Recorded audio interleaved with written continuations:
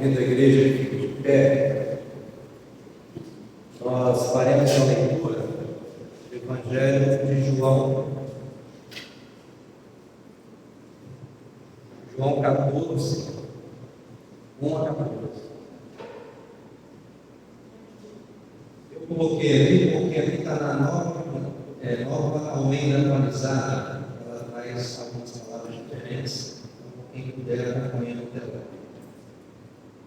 Que o coração de vocês não fique angustiado. Vocês creem em Deus, creiam também em mim. Na casa de meu pai há muitas moradas.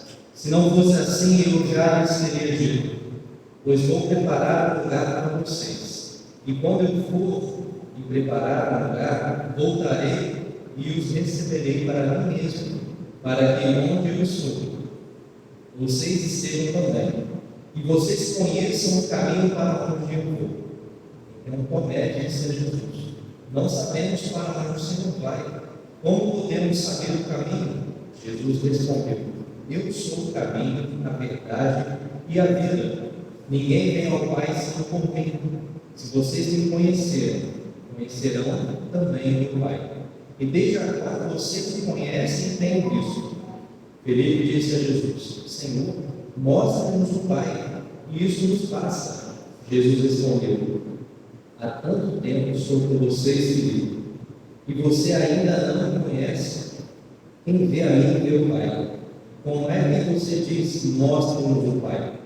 Você não crê que eu sou o Pai e que o Pai está em mim? As palavras que eu digo a vocês não as digo por mim mesmo, mas o Pai que permanece em mim faz as suas obras. Creiam que eu estou no Pai e que o Pai está em mim. Creiam ao menos por causa das mesmas obras. Em verdade, eu lhes digo que aquele que crê em mim fará também as obras que eu faço e outras maiores fará, porque eu vou para junto do Pai. E tudo o que vocês pedirem em meu nome, isso farei, a fim de que o Pai seja glorificado no Filho. Se me pedirem alguma coisa em meu nome, eu o farei. Amém. A igreja pode se sentar. Nós temos o desafio de falar um pouco sobre moradas são caminho, verdade e vida, a arquitetura física e espiritual da casa de Deus. Que a graça de Deus, então, assim, nos ajude para que possamos aplicar esse texto também em nossas vidas. Não estava nada favorável para pensar numa casa cheia de quartos seguros para viver em paz. A gente leu um relato em Atos, nós ouvimos na morte de Estevão. Agora a gente também lê o que está em João 14, 1 a 14. Nós percebemos que aquelas tensões desde a Páscoa, elas estão presentes aqui. Então não estava favorável. Ninguém estava confortável em pensar em moradas, uma casa cheia de quartos seguros para viver em paz. No horizonte, Jesus via a morte torturante de Cristo. Era isso que esperava Jesus. Após a ressurreição, as seguidoras e os seguidores de Jesus se viam sem rumo, frustrados, com medo e sendo perseguidos. Muitos eram arrastados de dentro de suas casas, homens e mulheres, para serem presos ou mesmo mortos.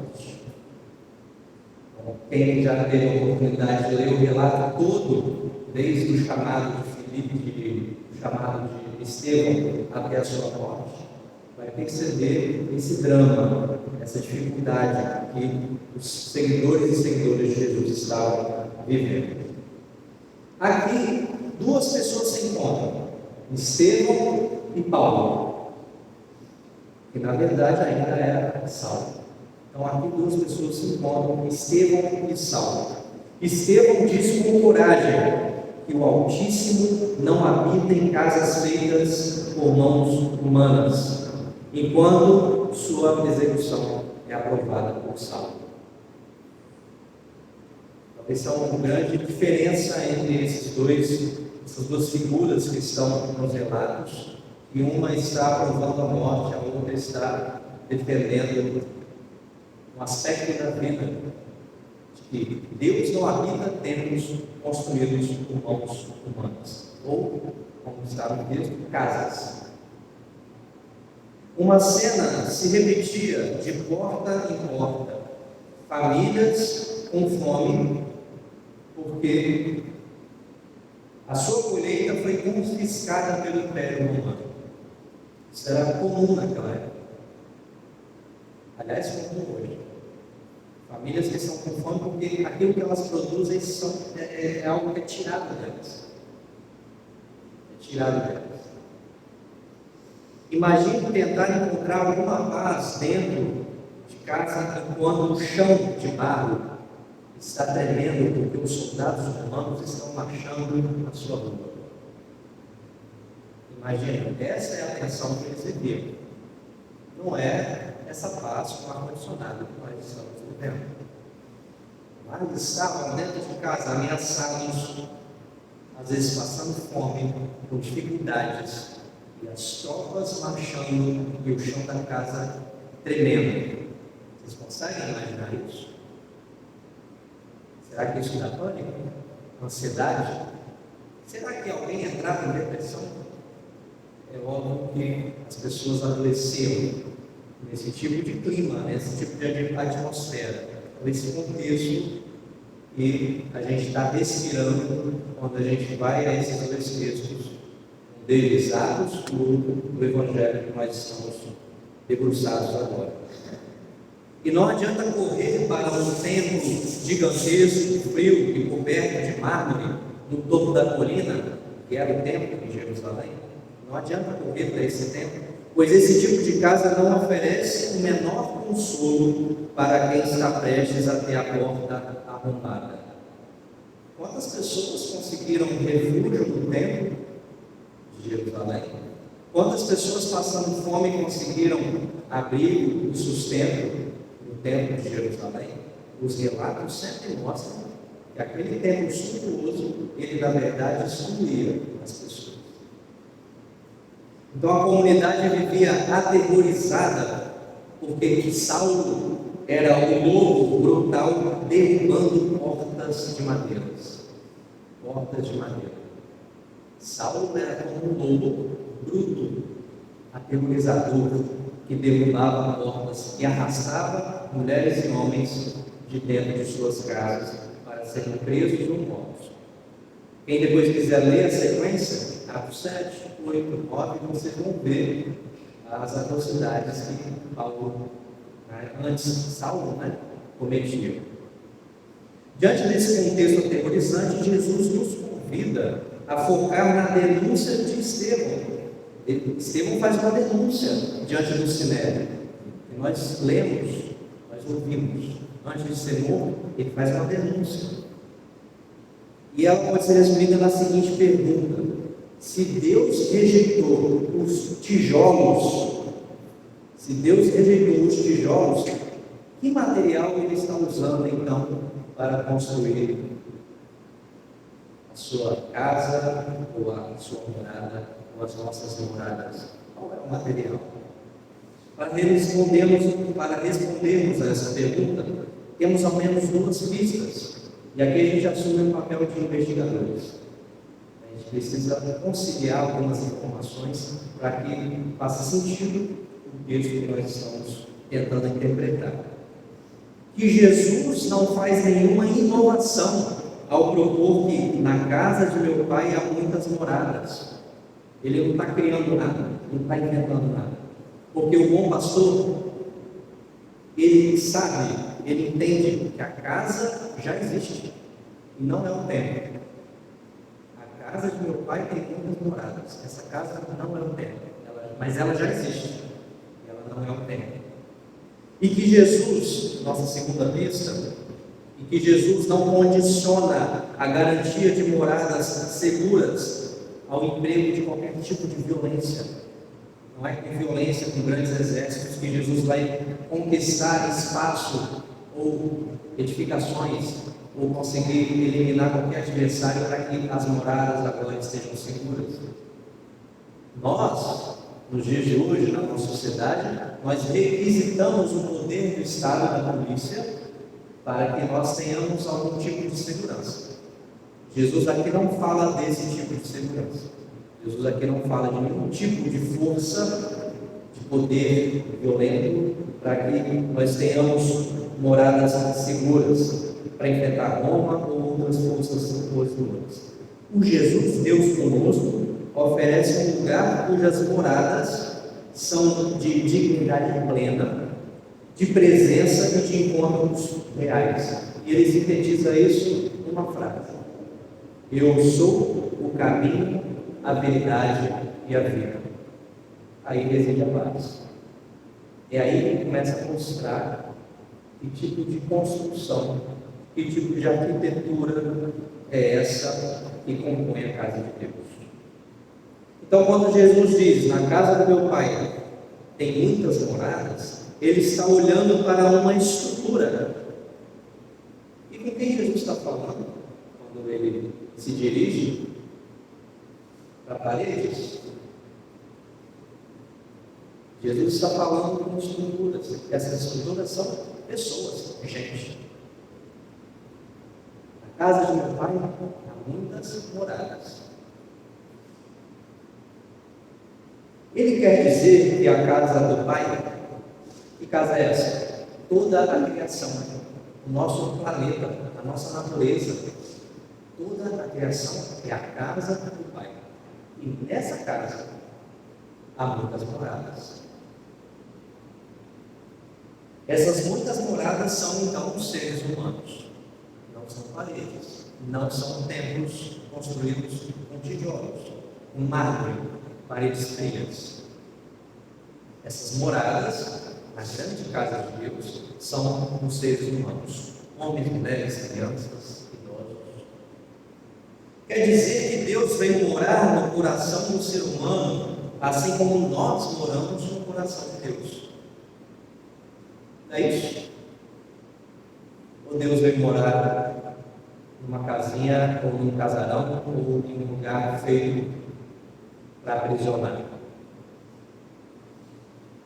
Porque aquele templo, construído no alto da colina, foi feito para aprisionar Deus. Mas Deus não quer, nunca quis estar preso no templo. Aliás, é impossível conter Deus. Então Deus vai morar no nosso coração, assim como nós moramos no coração de Deus. Você se sente morando no coração de Deus? É preciso a gente responder isso. Porque se você se sente morando em um lugar onde as paredes são frias, onde você não tem segurança, é porque a gente não está entendendo a proposta. E a outra pergunta: você percebe Deus morando no seu coração? Você consegue perceber Deus morando no seu coração? Você já tentou organizar essa casa, que é você, para que ela seja um lugar habitável para Deus? Então a gente começa a perceber que essa arquitetura física e espiritual, ela não é feita de materiais como paredes, não tem vidro. É um outro modelo de casa. Mas essa configuração nem sempre foi assim. Essa configuração que a gente está vendo, né, da gente poder morar no coração de Deus e Ele no nosso, isso é muito bonito, né? Quem dera Deus se todos nós já estivéssemos habitando dessa forma e sendo habitados dessa forma. No tempo da promessa, no tempo de Abraão, dos patriarcas, a hospitalidade era um poder, um código de honra dos homens, do patriarca-chefe do campo, ou do anfitrião. Lá era obrigação das mulheres preparar o banquete, mas elas também podiam ser oferecidas aos hóspedes.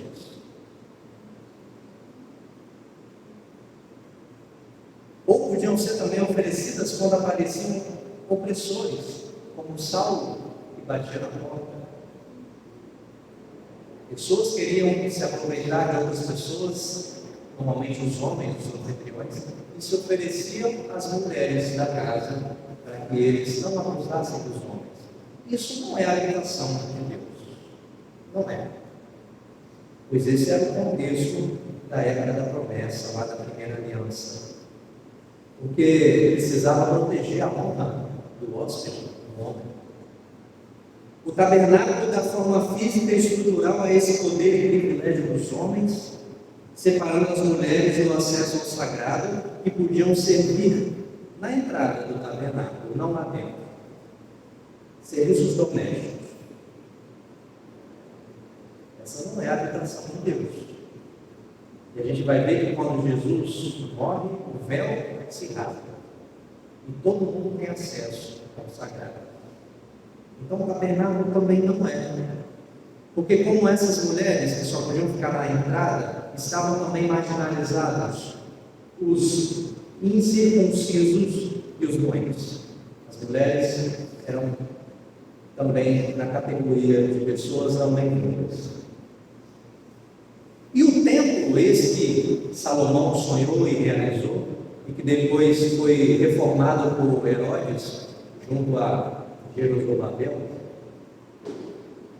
esse também não é a morada de Deus. Como casa definitiva de Deus, corresponde a uma arquitetura física e espiritual em que não há qualquer vestígio de hospitalidade, apenas poder patriarcal dos homens da elite. Só que Jesus muda isso tudo.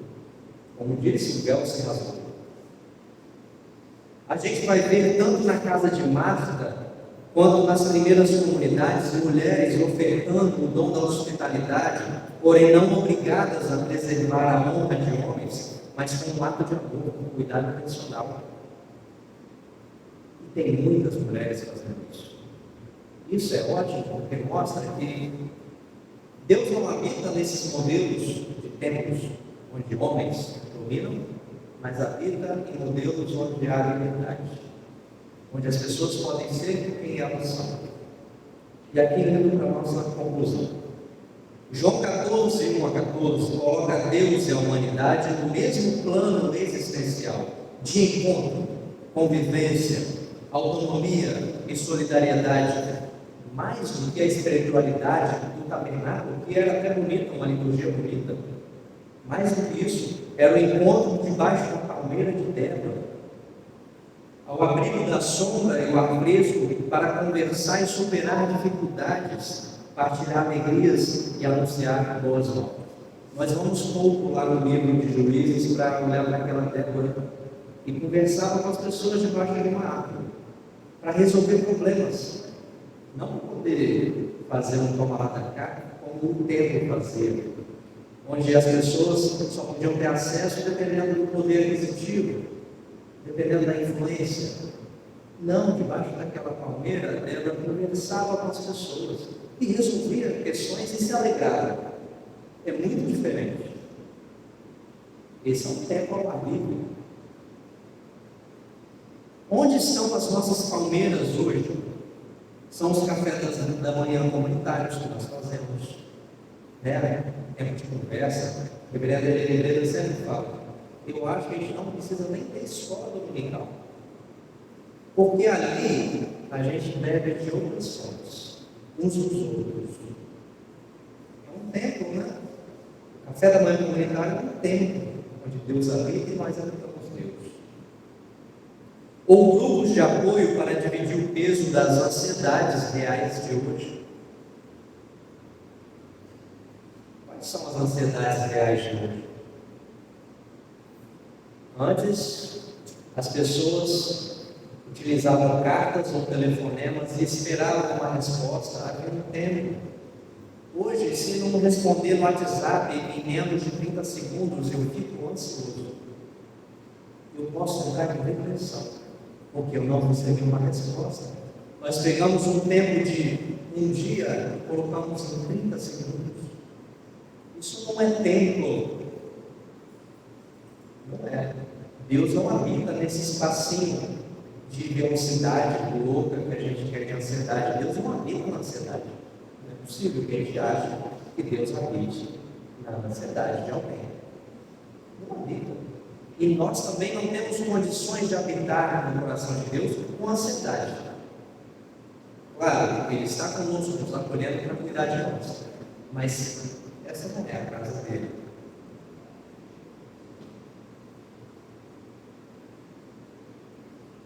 Às vezes é um simples áudio que alguém manda que está afastado, alguém que está afastado da igreja, do nosso convívio, dizendo: sinto muito a sua falta, queria você aqui comigo. Isso é um tempo, isso é habitar no coração. Não muda tanto na gente quando a gente está longe e parece que ninguém quer saber da gente, de repente a gente recebe um comunicado, alguém que quer dar atenção, alguém que quer dar tempo para a gente. Essa é a casa de Deus, esse é o tempo dele. João 14, 1 a 14 também é encontro e enfrentamento. A graça de Deus converte Saulo, que sentia satisfação no ódio que nutria contra a igreja e via mérito na morte de um ser humano inocente diante dos seus próprios olhos. Deus converte Saulo. Saulo não era templo. Não era templo. A mesma palavra que foi morar no coração de Estevão e transformou Estevão em uma pessoa maravilhosa, num breve período de tempo, mas maravilhosa. A mesma palavra que foi morar no coração de Estevão veio morar no coração de Saulo, e Paulo levou essa palavra adiante. Não mais arrasta mulheres e homens de suas casas, mas encontra a reciprocidade de morada com elas e eles. Mas como? Através do único caminho, verdade e vida. Foi assim. E Paulo passou a habitar o coração de Deus e Deus a habitar o coração de Paulo. Jesus foi recebido em muitas moradas na casa de seu pai. Jesus foi recebido na casa de Zaqueu, na casa de Marta, Maria e Lázaro, também na casa de Lídia, na casa de Priscila e Áquila, e na casa de Dorcas. Olha, não foram templos grandiosos de mármore, foram casas simples, moradas seguras. Esse é o mesmíssimo processo que ocorre hoje quando você ou eu oferece seu tempo a um vizinho em vulnerabilidade invisível, ou transforma a sua mesa de jantar num porto seguro para alguém com depressão. Na nossa intercessão, aliás, quase todos os domingos, um dos pedidos é para alguém que está em depressão. Imagina uma mesa. Nós temos aqui uma mesa de jantar. Hoje nós temos uma mesa de jantar para a Santa Ceia. Essa mesa tem que estar na nossa casa, tem que ser igual lá. Irmãs e irmãos, nós somos as muitas moradas da casa de Deus, Pai e Mãe. Esta é a arquitetura física e espiritual do reino de Deus, um reino de humanidade. Possamos, a partir dessa mensagem, tentar compreender como os nossos tijolos estão sendo montados, dentro de nós e para as outras pessoas. Nossas pessoas são nossas próximas, que estão esperando por nós. Amém. Amém.